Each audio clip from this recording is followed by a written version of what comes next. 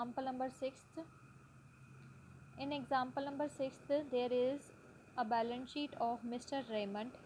Mr. Raymond जो एक owner है, उसकी बैलेंस शीट दे रखी है आपको।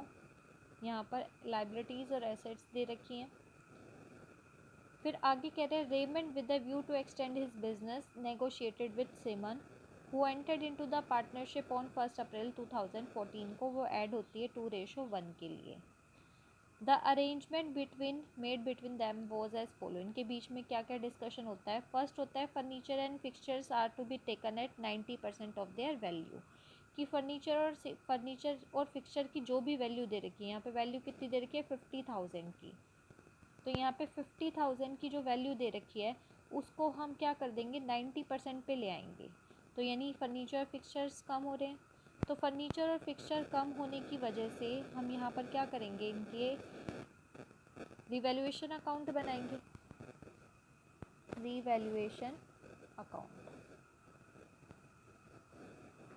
वही debit all expenses and losses,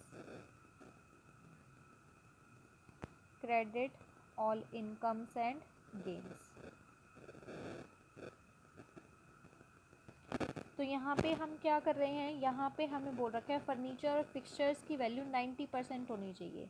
अभी फर्नीचर और फिक्सचर्स की वैल्यू कितनी है आपकी 50,000। 50,000 का 90% कितना हो जाएगा 45,000, यानी 45,000 होनी चाहिए। तो 5,000 से कम कर रहे हैं, तो 2 फर्नीचर एंड फिक्सचर्स आपका 5,000 से क्या हो रहा है, लेस हो रहा है। 5,000 से आपका लेस हो रहा है फर्नीचर्स एंड फिक्सचर्स। तो फर्स्ट पॉइंट आपका कंप्लीट हो गया। सेकंड पॉइंट में कह रहे हैं building and plant and machinery are to be taken at an appreciated value of 10%। Building और प्लांट एंड मशीनरी को हमें एप्रिशिएट करना है 10% से। तो हम अपनी बैलेंस शीट में देख लेते हैं। बिल्डिंग आपको दे रखी है 1,95,000 और बिल्डिंग का एप्रिशिएट बढ़ना क्या है, इनकम। तो बाय बिल्डिंग एप्रिशिएट 1,95,000 का 10% कितना हो जाएगा 1,95,000। साथ ही साथ आपको और क्या एप्रिशिएट करना है, आपको एप्रिशिएट करना है plant and machinery. Plant and machinery आपको बिजनेस में दे रखे हैं 1,05,000। 1,05,000 का 10% क्या हो जाएगा 10,500। प्लांट एंड मशीनरी हो गया।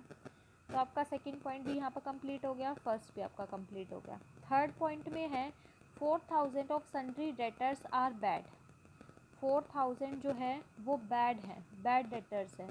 यानी कि जितने भी आपको डेटर दे रखे हैं उसमें से 4,000 डेटर्स जो हैं वो आपको मिलने ही नहीं वाले। नहीं मिलने वाले तो आपकी एसेट्स क्या हो जाएगी, कम हो जाएगी।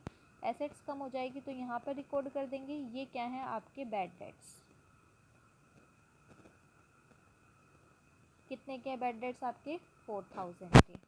आगे कह रहे हैं there was doubtful amount of 1,500। ये प्रोविज़न फॉर डाउटफुल डेटर्स आपको दे रखा है कि 1,500 आपका प्रोविज़न दे रखा है। 15,000 आपका प्रोविज़न दे रखा है कि यहाँ पे जो प्रोविज़न है वो 1,500 का है। अब प्रोविज़न बनाने से भी रीवैल्यूएशन अकाउंट क्या होगा, बढ़ेगा, क्योंकि प्रोविज़न जो होता है वो डेटर में से बनाया जाता है। डेटर बढ़ेगा, डेटर में से बनाया जाएगा तो डेटर कम होंगे तो हमारे लिए एक्सपेंस या फिर लॉस है। तो प्रोविज़न फॉर डेटर्स कितने का है 1,500, वो हमने यहाँ पे रिकॉर्ड कर दिया। नेक्स्ट आपको दे रखा है a creditor for 3,000 is not traceable for a number of years. 3,000 के क्रेडिटर हैं जिन्हें आप ट्रेस नहीं कर पा रहे मतलब कि आपने क्रेडिटर दिखा रखे हैं जितने के भी, उसमें से 3,000 आपको पे ही नहीं करने तो आपके लिए इनकम है। तो बाय आपके लिए क्या इनकम है कि आपको क्रेडिटर्स की पेमेंट नहीं करनी। बाय क्या हो जाएगा क्रेडिटर्स कितने के 3,000 के। Stock is to be taken at 42,000। Stock जो है वो 42,000 का आपको शो करना है। अब आपके पास स्टॉक दिखा कितने रखा है 45,000 का, दिखाना कितने का है 42, यानी स्टॉक जो है वो आपका कम हो रहा है तो हम क्या कर देंगे यहाँ पे 2 स्टॉक, कितने से 42,000 से दिखाना है, तो स्टॉक आपका कितने का कम हो रहा है आपका 3,000 का, स्टॉक को भी आपने कम कर दिया। नेक्स्ट पॉइंट जो है वो आपका ये भी हो गया। नेक्स्ट है investment and bank overdraft not to be taken. Investment को आपने रिकॉर्ड ही नहीं करना, इन्वेस्टमेंट होती है एसेट, एसेट को आपने दिखाना ही नहीं है, तो आपके लिए एक्सपेंस या लॉस है। तो टू इन्वेस्टमेंट, कितने की इन्वेस्टमेंट आपको दे रखी है बिजनेस में 25,000 की, ये आपको दिखानी ही नहीं है। साथ ही साथ बैंक ओवरड्राफ्ट, बैंक ओवरड्राफ्ट मतलब होता है आपने बैंक में से ज़्यादा पैसा निकाल रखा है, ज़्यादा निकाल रखा है बैंक ओवरड्राफ्ट, तो आपके लिए क्या होती है ये बर्डन होता है। अब आपको ये भी देना नहीं है तो आपका बर्डन कम हो रहा है तो बैंक ओवरड्राफ्ट आपके लिए इनकम का काम करेगा। बैंक ओवरड्राफ्ट कितने का हो जाएगा आपका 40,000 का, 40,000 का ये हो गया। उसके बाद नेक्स्ट आपको दे रखा है 40,000 is to be brought in by Simon as premium for in bank overdraft, आपको क्वेश्चन में दे रखा है 60,000 का, ये 40,000 प्रीमियम फॉर गुडविल दे रखा है, तो प्रीमियम फॉर गुडविल का हमें रिवैल्यूएशन अकाउंट में तो अभी कुछ नहीं करना, तो यहाँ से हम पहले कैलकुलेशन कर लेंगे हमारे अमाउंट का कि कितना आपका निकल कर आता है प्रॉफिट या फिर लॉस। तो यहाँ से आपका अमाउंट जब आपने कैलकुलेट किया तो 93,000 ये आपका आया 38,500, और यहाँ से आपने निकाल के लेकर आए प्रॉफिट, कितना आ जाएगा 54,500 आपका प्रॉफिट आ जाएगा।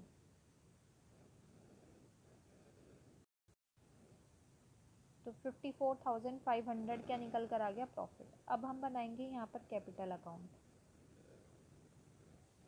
पर्टिकुलर्स, दो ही पार्टनर हैं रेमंड और सिमोन, फिर पर्टिकुलर रेमंड और सिमोन। सबसे पहले by balance brought down, Raymond के पास कैपिटल कितनी दे रखी है 4 लाख, सिमोन के अभी कोई कैपिटल नहीं है। बाय रीवैल्यूएशन का प्रॉफिट हम देंगे, किसको देंगे, टोटल किसके पास जाएगा रीवैल्यूएशन का प्रॉफिट 54,500 रेमंड ही ले लेगा। नेक्स्ट इज़ आपको premium for goodwill, premium for goodwill कौन लेकर आया, सिमोन लेकर आया, कितने लेकर आया 40,000 का गुडविल। तो हम गुडविल को ओल्ड पार्टनर्स के ओल्ड रेशो में दे देते हैं, अब ओल्ड पार्टनर तो एक ही है तो पूरा जो है वो 40,000 ओल्ड पार्टनर यानी कि ये ही ले लेगा। तो यहाँ से हम इसका अमाउंट कैपिटल का कैलकुलेट करेंगे कि कितना हमारा अमाउंट आ जाता है।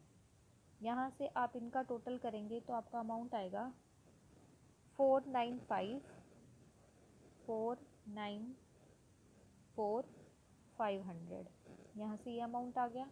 अब रेमंड जो है, क्या कह रखा है कि रेमंड जो है कितना कैश लेकर आता है, कैपिटल कितना लेकर आता है, रेमंड के बारे में कह रहे हैं आपको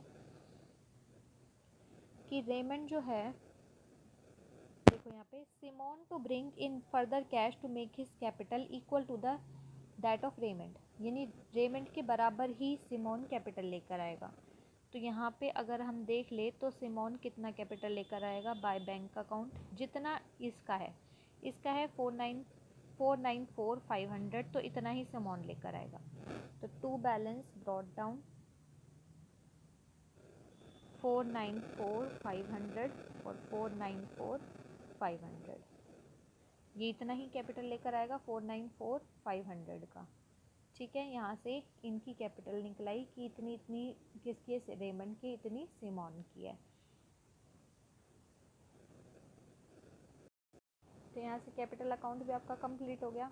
अब आपको बनानी है यहाँ पे बैलेंस शीट। तो बैलेंस शीट में लायबिलिटी और एसेट्स,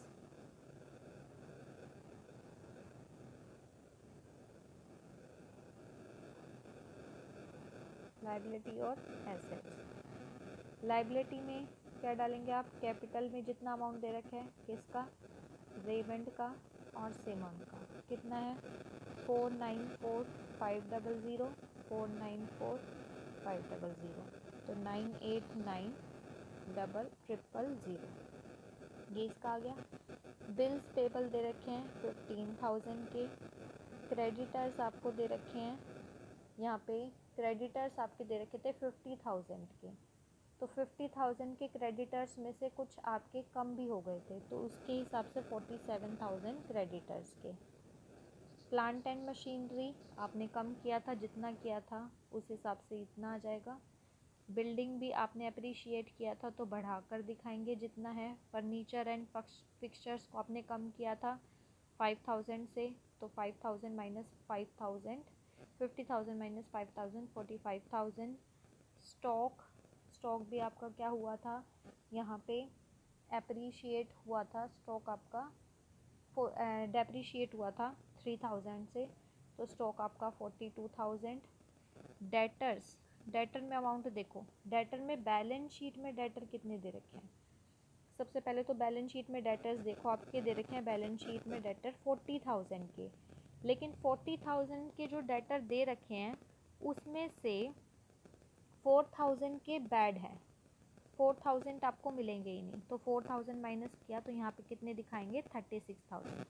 और इसमें से माइनस क्या करेंगे, प्रोविज़न कितने का बनाया 1,500 का, तो यहाँ से माइनस करके वो अमाउंट हम डेटर्स की दिखाएंगे। डेटर के बाद कैश एट बैंक, बैंक में कितना पैसा है कैश एट बैंक की आपको पता ही है कि जितना सबसे पहले बैलेंस शीट में दे रखे हैं वो कैश प्रीमियम के लिए लाए, वो कैश प्लस आपका जितना भी आपने नया जो पार्टनर होता है वो कैपिटल के रूप में लेकर आया, वो भी आपके बैंक में जाते हैं।